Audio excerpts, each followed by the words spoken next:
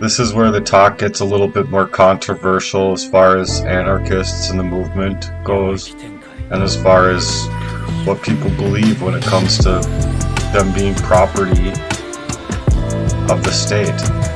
No one has the right to say that they have the right to even shake claim that they are okay with being governmental property. There's a lot going on in the anarchists movement these days that believe that get you to believe what you see out there as anarchy, and that's not what anarchy is. They're putting a label of a name of what anarchism is to a thing itself, where anarchy isn't that. Anarchy isn't what people are relating to anarchists as. Anarchy is actually very peaceful of a people. But we have reasons for doing what it takes here to have courage and to going into moral grounds of doing this kind of work. Because there is a lot that we are actually up against. There's a lot that we're facing that people just aren't willing to even see. And if people are willing to see it, they're just sadly mistaken not to be aware of such things going on, that they're just not going to become a part of it. They could even so much as see that these things are real, but see that the violent proceedings that come against these people to attack their rights would slowly erode on their own, and they don't want to go up to war in that kind of way. And so it slowly but surely molds people into what they are today. And I'm just gonna call it out for what they are. They're flat out cowards.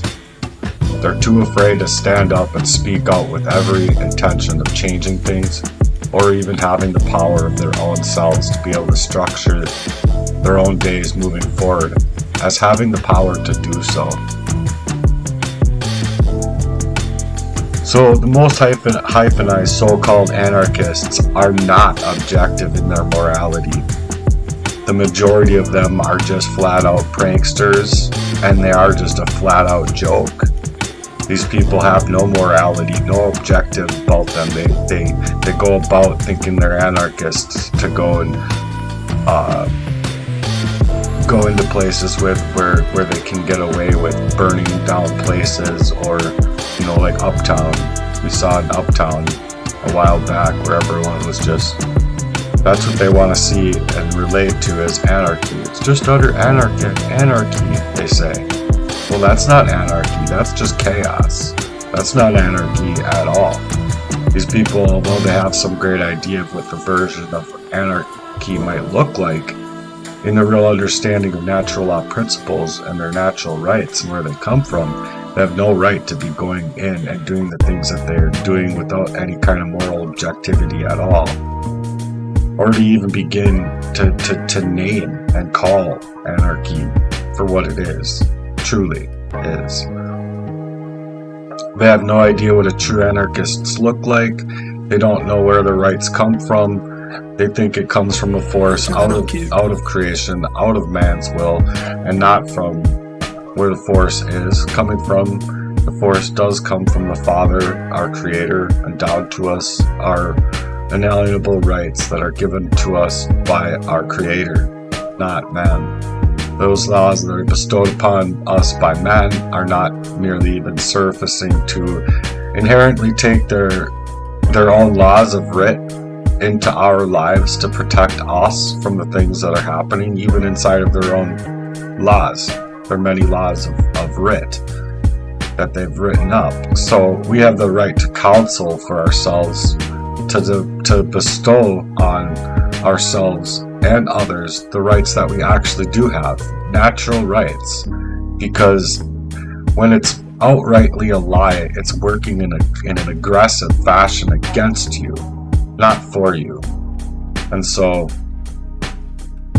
no one wants to refer to how that force works and how it works in nature, and they want to make it like it's not our right to inherently look upon creation as all means for our lives to inherently have rights. And people just need to understand that they do. They have those rights. They're not to be misconstrued by the government. They're not to be made invariably unavailable due to the government's oppressive behaviors.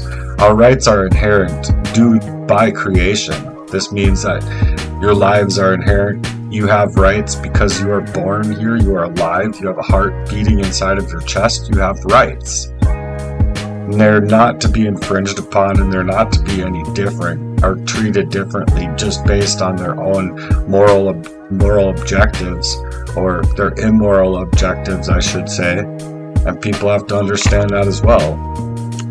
If people aren't trying to understand this stuff and how their natural rights work, and how they are naturally inherent to us by our Creator and not by man, man is going to consistently get it misconstrued, and people are going to be invariably treated differently when it comes to any places of, these commercialized areas of life.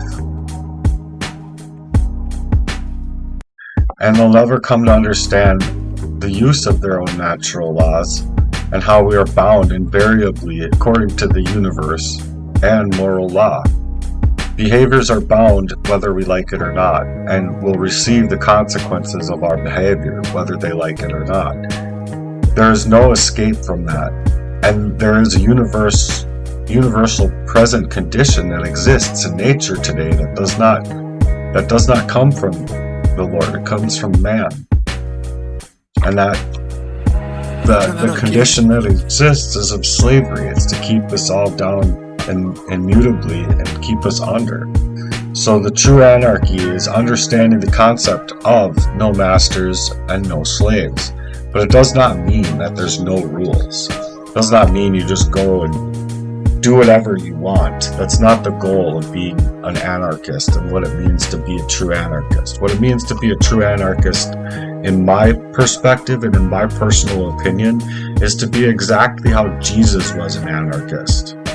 Because Jesus was an anarchist in the truest essence of the form, because he was against all of the rulership. He was against all of this. He would have been against all the censorship and all of the things that you see going on currently today.